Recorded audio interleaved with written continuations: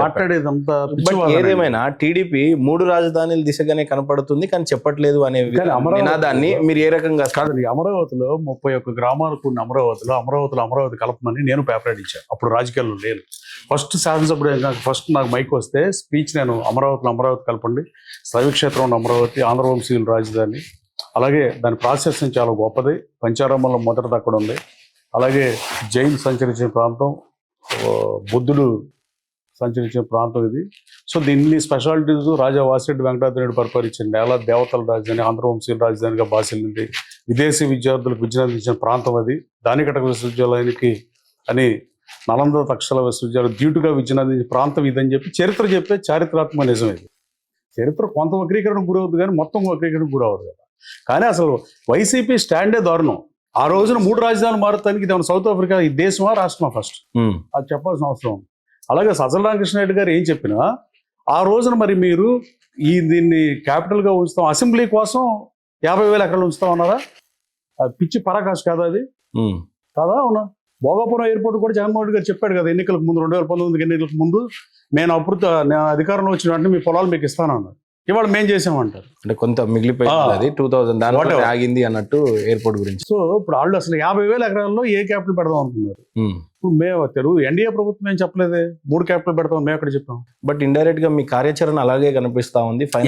మీరు ఎన్ని దేశాలు? చాలా దేశాలు తిరిగానండి. ఇంటర్నేషనల్ ఎయిర్పోర్ట్ గా ఎదురుగా స్లమ్ ఉండకూడదని స్లమ్ తీసేస్తాం, దాన్ని వ్యతిరేకించలేం. దాన్ని మనం పేద ప్రజలకు వ్యతిరేకం కాదు.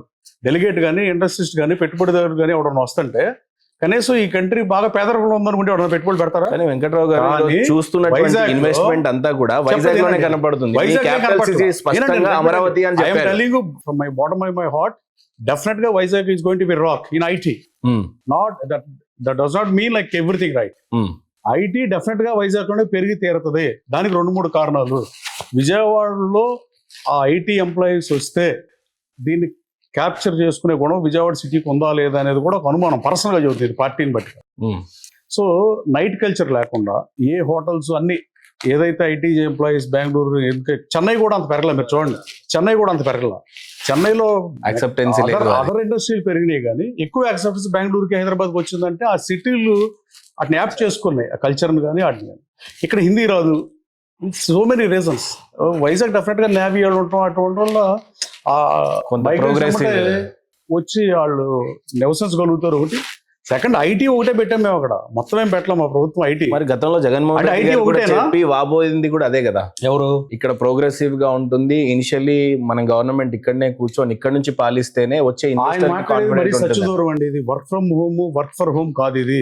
ఆయన ఎక్కడ కూర్చుంటే ముఖ్యమంత్రి అదే రాజధాని అంటాం తెలివి తక్కువతనానికి నిదర్శనంగా నేను భావిస్తున్నా. అన్పార్లమెంటరీ ఓట్స్ వాళ్ళని కానీ జగన్మోహన్ రెడ్డి గారు రాజధాని ముఖ్యమంత్రి ఎక్కడ కూర్చుంటే అక్కడ రాజధాని అంటే ఇదే ఉన్నాయి. ఐటీ కంపెనీలో జాబ్ అండి వర్క్ ఫ్రమ్ హోమ్ చేయడానికి. మీ డ్యూటీ మీరు చేయాలి. ముఖ్యమంత్రికి కూడా డ్యూటీస్ ఉన్నాయి, శాసనసభ్యుడికి డ్యూటీస్ ఉన్నాయి. ఈ రోజున వైజాగ్కి ఒక మాస్టర్ ప్లాన్ వచ్చినట్టుగా కనపడుతుంది కానీ స్పష్టంగా క్యాపిటల్ సిటీ రాజధాని అమరావతి అని తెలిసినప్పటికీ ఏ రకమైన మాస్టర్ ప్లాన్ ఇవ్వడం కానీ, ఏ రకమైనటువంటి అభివృద్ధులు, ప్రోగ్రెస్లు, ఏ రకమైన ఇన్వెస్టర్స్ వస్తారనే స్పష్టత ఉంది అని అంటే ప్రభుత్వం దగ్గర ఏం చెప్తారు? సో ఇప్పుడు మీరు యుఎస్ ఎగ్జాంపుల్గా తీసుకోండి. టెక్సస్ అనేది స్టేట్ కంట్రీ. 1857లో ఆ దేశాన్ని అమెరికా బలవంతం కలుపుకుని రాష్ట్రం చేసింది. సో దాని రాజధాని ఆస్టిన్, చాలా చిన్న ప్లేస్లో ఉంటుంది. అమెరికా రాజధాని వాషింగ్టన్ DC. కానీ ఇవాళ దాన్ని మనం కంపేర్ చేసి చెప్పకూడదు. మనం కొత్తగా సిటీ కడదాం అనుకున్నప్పుడు, రాజులు రాజ్యాలు పరిపాలించినప్పుడు ఆ ఉన్న కోటలో పరిపాలించింది.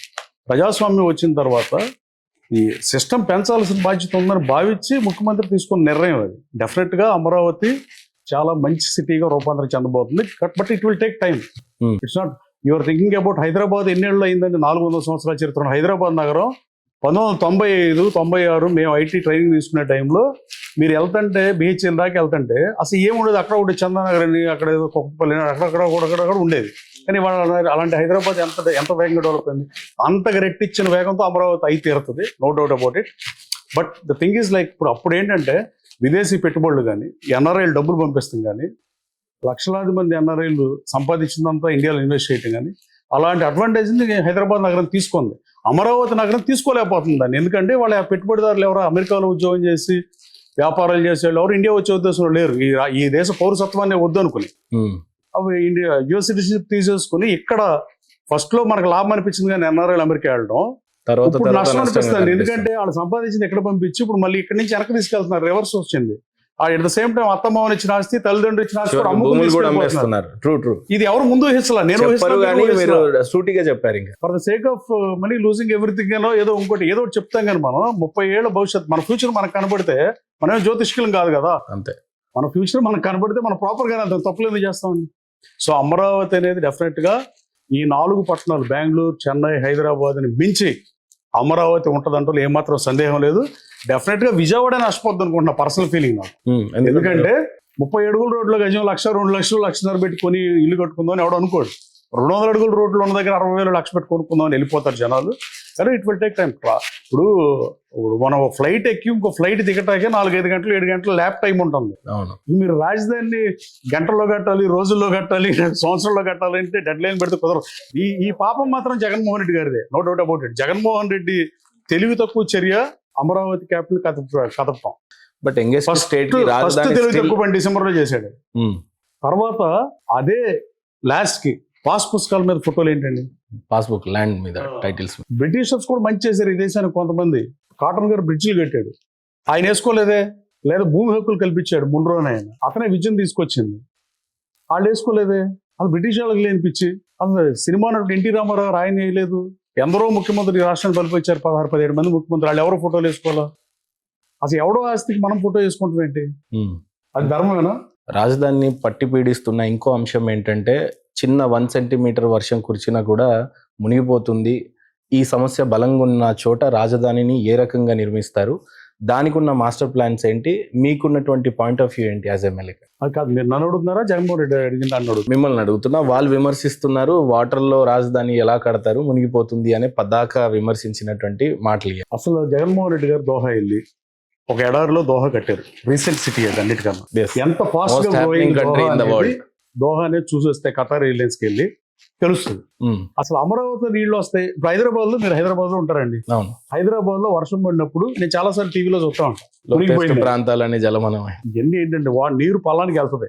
సో వరద వచ్చిందానో, అకాలంగా వచ్చిందానో, ప్రకృతి వైపరీత్యాలలో మీరు అట్లా మాడితే మనం చేసేది ఏం లేదు. అసలు అమరావతిలో పక్కన నది ఉంది, నది ఉంటే వాటర్ ఫ్లో వెళ్ళిపోతాయా? ఇప్పుడు వాటర్ బాగుంటే డ్రైన్ కావాలంటారు రోడ్డు పక్కన. రాజధాని పక్కన రివర్ ఉంది, ఇంకేంది స్వామి గోళ వెళ్ళిపోవడానికి మొత్తం. మరి ప్రాపర్ గా చేస్తాం. కొండవీటి వాగుది 2-3 చిన్న చిన్న సమస్యలు ఉన్నాయి తప్ప అసలు సమస్య కాదు. ఏదో విమర్శిస్తాం తప్ప I don't think so. Sajjala గారిది ప్రధానమైన ఆరోపణ, చంద్రబాబు నాయుడు గారన్నా ఇల్లీగల్ హౌస్, ఇల్లీగల్ ప్లేస్ లో కట్టుకొని ఉన్నారు, కానీ జగన్మోహన్ రెడ్డి గారు సొంతంగా ఇల్లు కట్టుకున్నారు, క్యాంప్ ఆఫీస్ అక్కడికి షిఫ్ట్ చేశారు. రాజధానిని మేము ఎప్పుడు తిరస్కరించలేదు. ఏదేమైనా టీడీపీ వాళ్ళు ఫైనాన్షియల్ క్యాపిటల్ సిటీ, ప్రస్తుతానికి వైజాగ్ అదే హ్యాపెనింగ్ సిటీ. ఈ 5 ఏళ్లుగా అమరావతి మళ్ళీ ఆ రకమైనటువంటి నష్టానికే గురి అవుతుంది తప్పితే, కానీ ఏదేమైనా జగన్మోహన్ రెడ్డి గారు చెప్పినటువంటి ఫైనాన్షియల్ క్యాపిటలే వైజాగ్ మీదనే అభివృద్ధి చెందుతూ ఉంది. మీరు చెప్పినటువంటి అభివృద్ధి రాజధాని అంశము ఇంకా టేక్ ఆఫ్ తీసుకోలేదు, స్టిల్ పేపర్ల మీదనే ఉంది. ఏ రకమైనటువంటి బడ్జెట్ అలాకేట్స్ చేయలేదు. అండ్ చాలా మంది ఎమ్మెల్యేస్ 1.5 year కావస్తుంది అభివృద్ధి విషయంలో. ఏ ఎమ్మెల్యేకి కూడా 100 కోట్లు 200 కోట్ల నిధులు పోయి అభివృద్ధి పక్షాన మాట్లాడిన ఇది లేదు అనేది ప్రధానమైన. అభివృద్ధి గురించి వైసీపీ మాట్లాడితే మనం వ్యాఖ్యానించడం కూడా అనవసరం. సంక్షేమ పథకాలు ఇచ్చామని మాట్లాడితే డిబేట్ పెట్టచ్చు. వాళ్ళు ఏమన్నా జగన్మోహన్ రెడ్డి ప్రభుత్వం ఏమైనా చేస్తే డీబీటీ, డైరెక్ట్ బెనిఫిషరీ ట్రాన్స్ఫర్ తప్ప మీరు గూగుల్ చేస్తే జగన్మోహన్ రెడ్డి గవర్నమెంట్ ఏం చేసిందంటే అంత మించి ఏం రాదు. నవరత్నాలు ఇవే వస్తాయి, ఇంకేం రావు.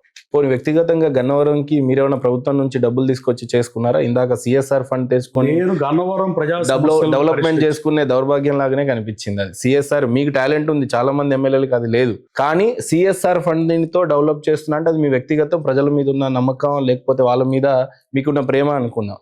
కానీ ప్రభుత్వం నుంచి వచ్చిన నిధులు ఎన్ని ఈ 1.5 year లో గన్నవరంకి ఏమన్నా ఒక నమ్మకం కల్పించారా మీరు ఎమ్మెల్యేగా? ఎమోషనల్ రాజకీయాలు ఎమోషన్ చుట్టూ తిరుగుతాయి.